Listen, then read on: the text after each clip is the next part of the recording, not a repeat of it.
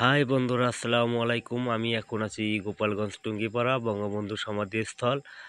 আপনারা দেখতে পাচ্ছেন বাইরের দৃশ্য, রাস্তাঘাট, গাছপালা, কত মনোরম পরিবেশ। কেউ ঘুরতেছে, কেউ ছবি তুলতেছে। আমি আপনাদের নিয়ে এখনই চলে যাব ভিতরে। আমি আছি এখন বঙ্গবন্ধুর স্মৃতি পাঠাগারে। এখানে সবাই বই পড়া নিয়ে ব্যস্ত। আমি একটা বই খুঁজতেছি পড়ার জন্য, বিশেষ করে বঙ্গবন্ধুর অসমাপ্ত আত্মজীবনী একটা বই আছে, এই বইটা খুঁজতেছিলাম। দেখেন সবাই বই পড়া নিয়ে ব্যস্ত।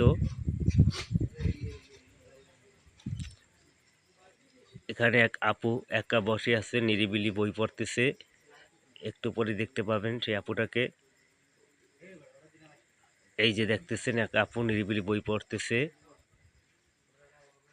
এখন আপনাদেরকে আমি নিয়ে যাব ভিতরে বঙ্গবন্ধুর মাজারের কাছাকাছি। এই তার বঙ্গবন্ধু সমাধিস্থল। এখানে কেউ কবর জিয়ারত করতেছে,